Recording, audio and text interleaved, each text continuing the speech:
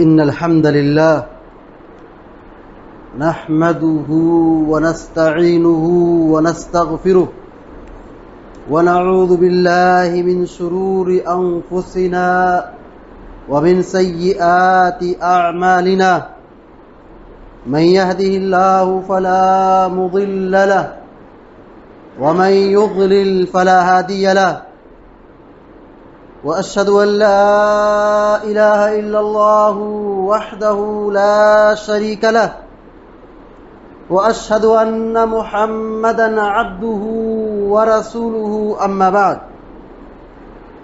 فإن خير الحديث كتاب الله وخير الهدي هدي محمد صلى الله عليه وسلم وشر الأمور محدثاتها وكل محدثة بدعة وكل بدعة ضلالة وكل ضلالة في النار. أعوذ بالله من الشيطان الرجيم.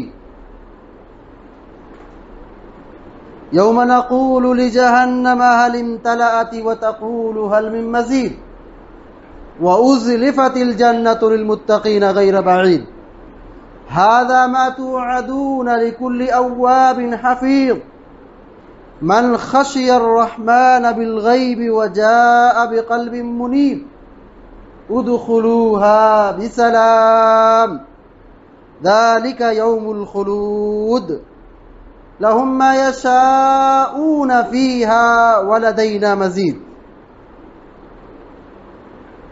وقال تعالى في مقام آخر ويريكم آياته فأي آيات الله تنكرون. وقال النبي صلى الله عليه وسلم لا تقوم الساعة حتى يقبض العلم وتكثر الزلازل ويتقارب الزمان وتظهر الفتن رواه البخاري.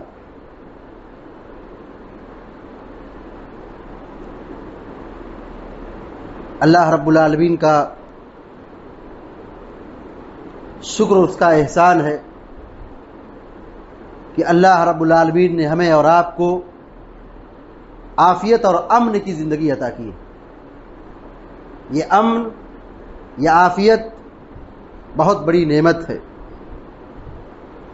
اس نعمت کا احساس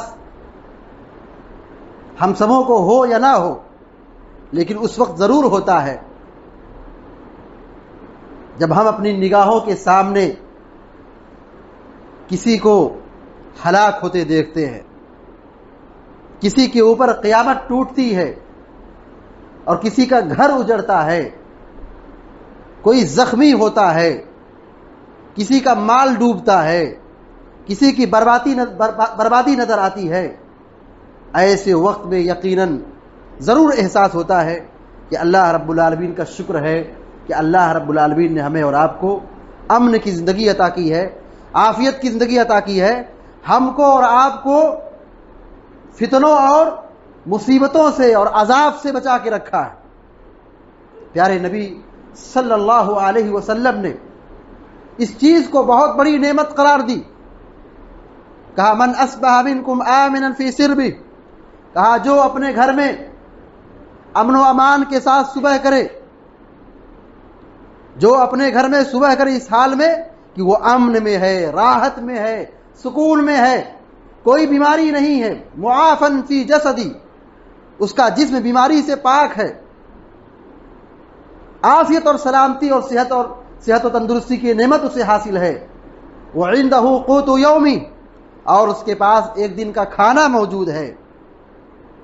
اتنی نعمت اس کو میسر ہے، عافیت، امن. پیارے نبی صلی اللہ علیہ وسلم کہتے ہیں گویا کہ دنیا کی دولت اس کے پاس سمٹ کر آ گئی.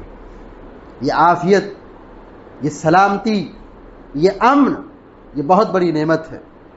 اس لیے صبح و شام ہمیں اللہ رب العالمین سے امن اور عافیت کا سوال کرنا چاہیے. پیارے نبی صلی اللہ علیہ وسلم صبح و شام کی دعاؤں میں اس دعا کو ضرور پڑھتے تھے. اللہم انی اسألک العفو والعافیہ فی الدنیا والآخرہ. اس وقت ترکیہ اور سیریا اور اس کے قرب و جوار میں جو تباہی دیکھی گئی، جو زلزلے دیکھے گئے، وہ ہماری نگاہوں کے سامنے. کتنی تباہیاں ہوئی. اس میں بہت سارے لوگ ایسے بھی تھے جن کا خواب یہ تھا کہ ابھی جوانی ہے، ابھی عیاشی کر لو، کل توبہ کر لیں گے، ابھی گناہ کر لیں، بعد میں رجوع کر لیں گے. مگر اللہ رب العالمین کا فیصلہ آ گیا، گناہگاروں اور ظالموں پر اللہ کا عذاب آ گیا. سیکنڈوں اور منٹوں میں بڑی بڑی عالی شان بلڈنگوں میں جو رہا کرتے تھے ان کا گھر اجڑ گیا، ان کی زندگی اجڑ گئی. کتنے ہلاک ہوئے، کتنے زخمی ہوئے. ایسے حالات میں ہماری اور آپ کی کیا ذمہ داری بنتی ہے کہ ہم عذاب سے سبق حاصل کریں، عبرت اور نصیحت حاصل کریں. بات ایسی نہ ہو کہ یہ آیا اور گیا اور ختم ہو گیا، رات گئی بات گئی. ایسا نہیں ہونا چاہیے. مومن بصیرت کی نگاہ سے دیکھتا ہے، ان حالات سے وہ سبق حاصل کرتا ہے. اللہ رب العالمین نے سورۃ توبہ کے اندر فرمایا کہ کیا یہ لوگ نہیں دیکھتے کہ ان کو ہر سال 1 مرتبہ 2 مرتبہ آزمایا جاتا ہے، جھنجھوڑا جاتا ہے، عذاب سے دوچار کیا جاتا ہے، لیکن پھر بھی یہ توبہ نہیں کرتے، رجوع نہیں کرتے. اور اگر ہم ان عذاب کو دیکھنے کے بعد، ان مصیبتوں کو دیکھنے کے بعد، ان فتنوں کو دیکھنے کے بعد ہمارے اندر چینجنگ نہیں، ہمارے اندر اصلاح نہیں، سدھرنے اور سنبھلنے کی فکر نہیں، یہ دلیل ہے کہ ہمارا دل مردہ ہو چکا ہے. یہ ہمارے مردہ دل کی پہچان ہے. مومن اپنے رب کے عذاب سے ہمیشہ خوف کھاتا ہے. والذین هم من عذاب ربهم مشفقون. مومن اپنے رب کے عذاب سے ڈرتے رہتا ہے، خوف کھاتے رہتا ہے. ہر حالت میں، نارمل حالت میں، عافیت کی زندگی میں، سلامتی کی زندگی میں وہ ہمیشہ اپنے رب کے عذاب سے ڈرتا ہے. لیکن جب اس طرح کے حادثات ہوتے ہیں، کائنات میں اس طرح حادثات رونما ہوتے ہیں، تباہیاں آتی ہے، بربادی آتی ہے، عذاب آتا ہے، تو اس وقت مومن کی سوچ بدل جاتی ہے. مومن فکر مند ہو جاتا ہے، اللہ کی جناب میں رجوع ہوتا ہے، توبہ و استغفار کرتا ہے، گناہوں سے بچتا ہے. گناہ کی وجہ سے یہ تباہی آتی ہے، یہ گناہ کی وجہ سے بربادی آتی ہے. اللہ رب العالمین نے قرآن کریم میں بہت ساری قوموں کی تباہی کا تذکرہ فرمایا. قوم عاد ہو، قوم سمود ہو، قوم لوط ہو، بڑی بڑی قوموں کو اللہ تبارک و تعالی نے ہلاک کیا. کسی کو آندھیوں سے ہلاک کیا، کسی کو طوفان سے ہلاک کیا، کسی کو زمین میں دھسایا، کسی پر آگ کی بارش ہوئی، کسی پر پتھروں کی بارش ہوئی، کسی کو چیخ نے پکڑ لیا. اللہ رب العالمین کہتا ہے فَكُلًّا أَخَذْنَا بِذَنبِهِ. یہ ان کے گناہوں کی وجہ سے، ان کے گناہوں کی وجہ سے ہم نے ان کو پکڑ لیا. قوم کی نوح کو، حضرت نوح علیہ السلام کی قوم کو سیلاب نے ہلاک کر دیا. نوح علیہ السلام کی کافر قوم، مشرک قوم، نافرمان قوم سیلاب کے زد میں آئی اور سب ڈوب کر کے ہلاک و برباد ہو گئے. ان قوموں کی تباہی کی وجہ کیا تھی؟ یہ اپنے گناہوں کی وجہ سے برباد ہوئی، یہ اپنے شرک اور کفر کی وجہ سے برباد ہوئی. اللہ رب العالمین فرماتا ہے ظاہر الفساد فی البر والبحر بما کسبت ایدی الناس. خشکی میں، سمندر میں جو تباہی و بربادی نظر آ رہی ہے، جو فساد برپا نظر آ رہا ہے، فساد برپا ہے، یہ لوگوں کے کرتوت کا نتیجہ ہے. وما اصابکم من مصیبت فبما کسبت ایدیکم. زمین میں جو فساد برپا ہوتا ہے، جو تمہیں مصیبت پہنچتی ہے، یہ تمہارے کیے ہوئے کرتوت کا نتیجہ ہے. جب حضرت عمر بن خطاب رضی اللہ تعالیٰ عنہ کے دور خلافت میں جھٹکے محسوس ہوئے، زلزلے آئے، حضرت عمر بن خطاب رضی اللہ تعالیٰ عنہ نصیحت کی، کہا سدھر جاؤ، یہ نئی چیز جو تم ایجاد کر رہے ہو، گناہ کی طرف دوڑ رہے ہو، معصیت کی طرف جا رہے ہو، اگر یہی حالت رہی، دوبارہ زلزلہ آیا تو بھوچال آیا تو میں تمہاری اس بستی میں نہیں رہوں گا، نکل جاؤں گا اس بستی سے. مومن ان حادثات سے، ان واقعات سے، ان زلزلوں سے، ان مصیبتوں سے، ان عذاب سے نصیحت اور عبرت حاصل کرتا ہے. اور اللہ تبارک و تعالیٰ عذاب اسی لیے بھیجتا ہے، عذاب ظالموں کی تباہی کے لیے بھیجتا ہے، گناہگاروں کی بربادی کے لیے بھیجتا ہے، ان کے کیے ہوئے کرتوت کا مزہ چکھاتا ہے. اور اس میں غفلت والوں کے لیے، غفلت میں واقع ہونے والوں کے لیے، غافلوں کے لیے تنبیہ ہوتی ہے، ڈراوا ہوتا ہے، پھٹکار ہوتی ہے، سدھرنے کی دعوت دی جاتی ہے. قرآن کریم میں اللہ تبارک و تعالیٰ فرماتا ہے وَلَنُذِيقَنَّهُم مِّنَ الْعَذَابِ الْأَدْنَىٰ دُونَ الْعَذَابِ الْأَكْبَرِ لَعَلَّهُمْ يَرْجِعُونَ. اللہ تعالیٰ کہتا ہم ان کو چھوٹا عذاب بھیج کر کے، چھوٹا عذاب معمولی عذاب، دنیا کا عذاب بھیج کر کے، چکھا کر کے ان کو جھجھوڑنا چاہتے ہیں، ان کو تنبیہ کرنا چاہتے ہیں، لعلہم یرجعون، تاکہ یہ لوگ پلٹ آئیں. بڑے عذاب سے پہلے چھوٹا عذاب آتا ہے. دنیا کا عذاب جتنا بھی عذاب ہو، جتنا بڑا بھی ہو جائے، ہم اس کو بڑا سمجھیں، ہماری نگاہوں میں بڑا نظر آئے، لیکن حقیقت میں دنیا کا عذاب یہ چھوٹا عذاب ہے. اللہ تبارک رہی کہ ہم ان کو چھوٹا عذاب بڑے عذاب سے پہلے چکھائیں گے. مقصد کیا ہے؟ لعلہم یرجعون، تاکہ یہ لوگ پلٹ آئیں، توحید کی طرف آ جائیں، شرک سے توبہ کر لیں، گناہ سے توبہ کر لیں، بدعات سے توبہ کر لیں، اللہ کی معصیت سے توبہ کر لیں، دین پر جم جائیں، گناہ کو چھوڑ دیں. یہ مقصد ہے عذاب کو بھیجنے کا. اللہ رب العالمین سورہ اسراء میں فرماتا ہے وَمَا نُرْسِلُ بِالْآيَاتِ إِلَّا تَخْوِيفًا وَمَا نُرْسِلُ بِالْآيَاتِ إِلَّا تَخْوِيفًا. ہم یہ نشانیاں بھیجتے ہیں، یہ عذاب بھیجتے ہیں. مقصد کیا ہے؟ تاکہ ان کے دلوں میں خوف پیدا ہو. وَمَا نُرْسِلُ بِالْآيَاتِ إِلَّا تَخْوِيفًا، خوف دلانے کے لیے، دہشت پیدا کرنے کے لیے، رب کا ڈر ان کے دلوں میں ڈالنے کے لیے اللہ رب العالمین اپنے عذاب کو بھیجتا ہے.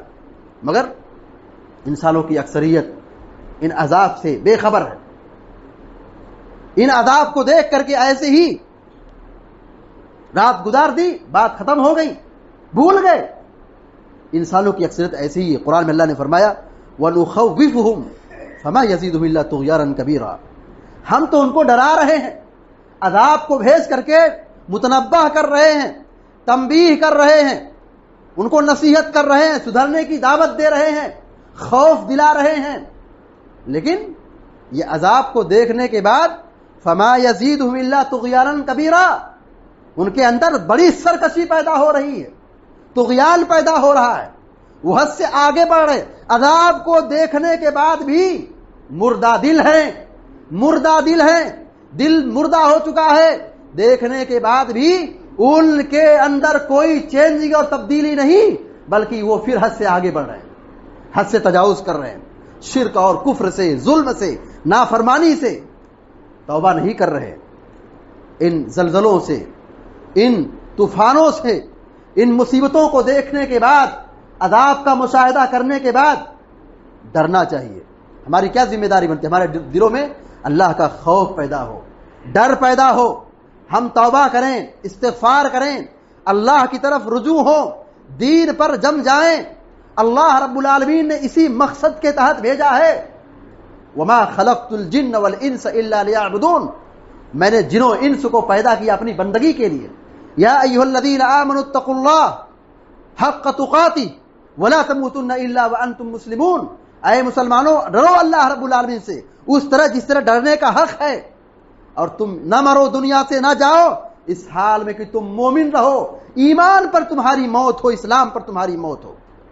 وَوَصَّى بِهَا إِبْرَاهِيمُ بَنِيهِ وَيَعْقُوبُ يَا بَنِيَّ إِنَّ اللَّهَ اصْطَفَىٰ لَكُمُ الدِّينَ فَلَا تَمُوتُنَّ إِلَّا وَأَنتُم مُّسْلِمُونَ.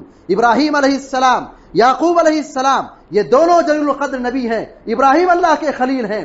یہ دونوں اپنی اولاد کو نصیحت کر رہے ہیں، یہ تعلیم دے رہے ہیں، مرتے وقت یہ وصیت کر رہے ہیں یا بنی ان اللہ اصطفیٰ لکم الدین، اے میرے بیٹو، اللہ نے دین دے کر کے ہم کو چن لیا ہے، دین کی توفیق دی ہے، اسلام کی نعمت عطا کی ہے. اس نعمت کے ملنے کے بعد ہماری ذمہ داری کیا ہے؟ فلا تموتن الا وانتم مسلمون. تم نہ مرو مگر اسلام پر، تم نہ مرو اسلام پر.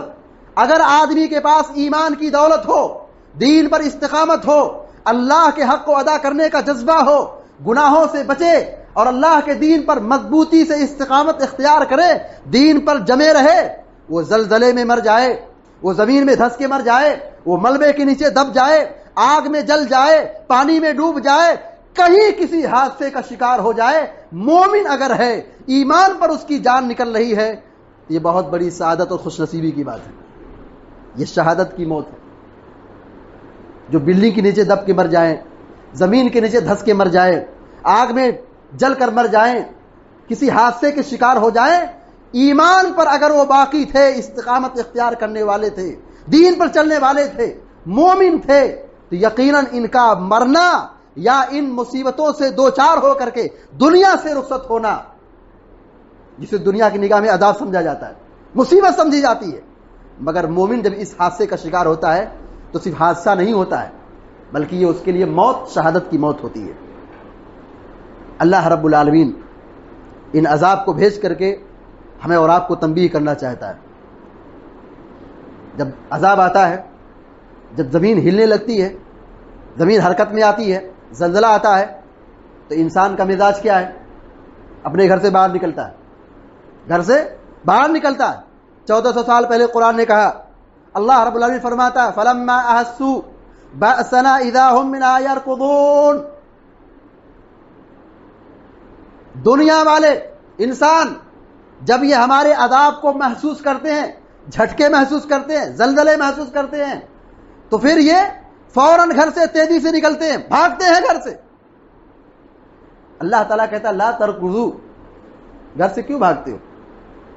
اللہ رب العالمین پوچھتا ہے جو یہ گھر سے بھاگ رہے ہیں، دنیا کے عذاب سے ڈر کر کے نکل رہے ہیں، بھاگ رہے ہیں تیزی سے، اللہ تعالیٰ کہتا ہے لا ترکضوا، بھاگو مت، وارجعوا الی ما اترفتم، لوٹو اس طرف جو تم دنیا کے اندر عیاشی کرتے تھے، نافرمانی کرتے تھے، حد سے آگے بڑھتے تھے، ومساکنکم، اور اپنے گھروں میں رہو اور وہیں جا کے مرو۔ تم دنیا کے اندر بڑی عیاشی کرتے تھے، بڑی نافرمانی کرتے تھے، ایک زمین حرکت میں آئی، گھر سے بھاگنے لگے۔ ہونا تو یہ چاہیے تھا کہ اللہ کے عذاب سے ہمیشہ ڈرتے، اللہ کا خوف کھاتے، اللہ کی عظمت کو پہچانتے، اس کی توحید کو سمجھتے۔ اتنی بڑی کائنات ہے اللہ رب العالمین نے بنائی ہے، یہ سورج، یہ چاند، یہ ستارے، یہ پہاڑ، یہ زمین، یہ آسمان، یہ دن، یہ رات، یہ ٹھنڈی، یہ موسم، یہ بارش، یہ کائنات کا نظام بہترین طریقے سے چل رہا ہے، مگر انسانوں کو سمجھ میں نہیں آتا ہے۔ یہ کائنات کا نظام چل رہا ہے، لوگوں کو سمجھ میں نہیں آ رہا ہے۔ دنیا کی اکثریت شرک کر رہی ہے، اللہ کو نہیں پہچان رہی ہے۔ دنیا کی اکثریت اللہ سے غافل ہے، اللہ کو نہیں پہچان رہی ہے۔ اللہ رب العالمین قرآن کریم میں فرماتا ہے وَيُرِيكُمْ آيَاتِي، وَيُرِيكُمْ آيَاتِي، وہ تمہیں اپنی نشانیاں دکھائے گا، وہ تمہیں نشانیاں دکھائے گا۔ فَأَيَّ آيَاتِ اللَّهِ تُنْكِرُونَ، اب بتاؤ انسانوں، تم اپنے رب کی کن کن نشانیوں کو جھٹلاؤ گے، کن کن نشانیوں کا انکار کرو گے؟ یہ کائنات میں حادثہ ہو رہا ہے، یہ زلزلے آ رہے ہیں، یہ سیلاب، ہر سال ہم جائزہ لیں، کہیں پہ سیلاب ہے، کہیں پہ قحط سالی ہے، کہیں مال کی کمی ہے، کہیں پر فلوں پر آفت و مصیبت آ گئی، کہیں پر جھٹکے ہیں۔ یہ تباہیاں جو آ رہی ہیں، یہ کون لا رہا ہے؟ یہ کیسے ہو رہا ہے؟ اس کو سمجھنے کی ضرورت ہے، اللہ کی قدرت کو جاننے کی ضرورت ہے۔ اللہ تبارک و تعالی، اللہ رب العالمین ہر چیز پر مالک ہے، ہر چیز کا خالق ہے۔ کائنات میں جو کچھ بھی ہوتا ہے وہ اللہ تبارک و تعالیٰ کے حکم سے ہوتا ہے، اللہ کی مشیت سے ہوتا ہے، اللہ کے فیصلے سے ہوتا ہے۔ اللہ تعالیٰ جب کہتا ہے فَإِنَّمَا إِذَا أَرَادَ شَيْئًا كُن فَيَكُونُ، فَيَقُولُ كُن فَيَكُونُ، جب وہ کسی چیز کا فیصلہ کرتا ہے تو صرف وہ کہتا ہو جا، وہ کائنات میں ہو جاتی ہے۔ کائنات میں زمین کا، درخت کا ایک پتا بھی گرتا ہے تو اللہ کی اجازت سے گرتا ہے۔ یہ زمین کے اندر جو حادثات رونما ہو رہے ہیں، یہ دعوت دے رہے ہیں کہ اللہ کی توحید کو سمجھو، شرک سے بچو۔ شرک یہ عذاب لانے والا عمل ہے، شرک یہ عذاب لانے والا عمل ہے، ظلم، معصیت یہ اللہ کے عذاب کو دعوت دینے والا عمل ہے۔ لہذا ہم سب کی ذمہ داری بنتی ہے کہ ہم اللہ رب العالمین کی طرف رجوع ہوں، توبہ و استغفار کریں، نیک اعمال کریں، گناہوں سے بچیں، برے اعمال سے بچیں، شراب نوشی، عریانیت اور بے حیائی، زناکاری سے بچیں۔ انہی کے ذریعے سے تو عذاب آتا ہے، انہی گناہوں کے نتیجے میں تو عذاب آتا ہے۔ پیارے نبی صلی اللہ علیہ وسلم نے فرمایا اذا ظہر الزنا والربا فی قریہ، جس بستی میں زناکاری، بدکاری اور سود خوری عام ہو جائے، فقد احلوا بانفسہم عذاب اللہ، ان لوگوں نے زنا کر کے، سود کھا کر کے اللہ کے عذاب کی دعوت دی، اپنے آپ کو اللہ کے عذاب کی دعوت دی ہے۔ سود خوری بڑا گناہ ہے، زناکاری بڑا گناہ ہے، ان دونوں گناہوں کے نتیجے میں آدمی اپنے آپ کو عذاب کی دعوت دیتا ہے۔ پیارے نبی صلی اللہ علیہ وسلم فرماتے ہیں ایک حدیث کے اندر سیکون فی آخر الزمان خسف وقذف ومسخ، قیامت کے قریب زمین میں، دنیا میں فسادات ہوں گے، زمین دھسے گی، آسمان سے پتھروں کی بارش ہوگی، لوگوں کے چہروں کو بگاڑ دیا جائے گا۔ انسان کا چہرہ ہے، صبح کریں گے تو جانور کا چہرہ ہو جائے گا، کتے اور خنزیر کا چہرہ بن جائے گا، انسان کی باڈی ہے اور چہرہ بدل دیا جائے گا۔ پوچھا گیا یہ کب ہوگا کہ انسان کا چہرہ بدل دیا جائے، پتھروں کی بارش ہو، اللہ تبارک و تعالیٰ زمین کو پھاڑ دے، زمین میں دلدلہ پیدا ہو جائے، بھوچال پیدا ہو جائے، لوگوں کی وہی قبر بن جائے، بلڈنگیں گر جائیں، گھر اور عمارت گر جائیں، یہ کب ہوگا؟ پیارے نبی صلی اللہ علیہ وسلم فرماتے ہیں اذا ظہرت المعازف والقینات واستحلت الخمر، جب زمین کے اندر ناچنے گانے کا ماحول برپا ہوگا، لوگ ناچیں گے، گائیں گے، میوزک کا ماحول ہوگا، یہ ناچنے والی اور گانے والیاں پیدا ہوں گی جو اپنے جسم کی نمائش کرتے ہوئے اور لوگوں کو اپنی طرف مائل کریں گی، بدکاری کی دعوت دیں گی۔ ناچ اور گانا یہ زنا کی تمہید ہے، زنا کی شروعات ہے۔ اور آپ نے فرمایا واستحلت الخمر، شراب کو حلال سمجھا جائے گا، یعنی شراب پینے کو لوگ گناہ نہیں سمجھیں گے، کھل کر کے شراب پئیں گے۔ منظر دیکھ لیجئے، ماحول دیکھ لیجئے، آج کے حالات کیسے ہیں۔ یہ گناہ ایسے تھے جن گناہوں کے نتیجے میں پچھلی قومیں ہلاک و برباد ہوں گئی، وہ گناہ آج ہم کر رہے ہیں، مگر اللہ تبارک و تعالیٰ کی رحمت ہے کہ اللہ تعالیٰ عذاب نہیں دے رہا ہے، اللہ تبارک و تعالیٰ عذاب نہیں بھیج رہا ہے، جبکہ اس سے پہلے کی قومیں ہلاک و برباد ہو گئی انہی گناہوں کی وجہ سے، اور ہم وہ گناہ کر رہے ہیں۔ تو ان گناہوں سے بچنا بہت ضروری ہے، گناہوں کی وجہ سے اللہ کا عذاب آتا ہے۔ پیارے نبی صلی اللہ علیہ وسلم نے ہمیں اور آپ کو یہ تعلیم دی ہے کہ ہم فتنوں کے دور میں دین پر مضبوطی سے قائم رہیں۔ یہ فتنوں کا دور ہے، فتنوں کے دور میں اللہ کے دین سے جڑے، اپنی اصلاح کی فکر کریں۔ اگر ہم سب کو نہیں سمجھا پائے، ہم سب کو نصیحت نہیں کر پائے، گناہوں سے سب کو بچا نہیں پائے، لیکن اپنے آپ کو بچا لے گئے تو ہم کامیاب ہو گئے۔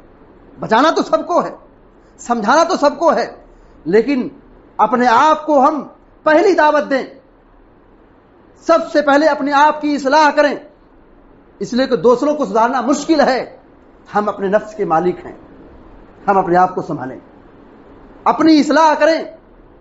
اگر ہم اپنی اصلاح کر لے گئے تو ہم کامیاب ہو گئے۔ بڑی مشہور روایت ہے، پیارے نبی صلی اللہ علیہ وسلم نے فرمایا، بخاری شریف کی روایت ہے، کہا قیامت کے قریب لوگ کعبہ گرانے کے لیے جائیں گے، چٹیل میدان میں اللہ تعالیٰ سارے لوگوں کو زمین میں دھسا دے گا، سارے لوگوں کو زمین میں دھسا دے گا، کعبہ گرانے نکلے ہیں، اللہ تبارک و تعالیٰ سارے لوگوں کو زمین میں دھسا دے گا۔ پوچھا گیا کہ اس میں اچھے لوگ بھی ہوں گے؟ بھائی جا رہے ہیں، وہاں آبادی ہے، بازار ہے، مارکیٹ ہے، لوگ موجود ہیں، وہ مجرم نہیں ہیں، لیکن وہاں تھے، عذاب آیا، وہ بھی مر گئے، وہ بھی دھس گئے۔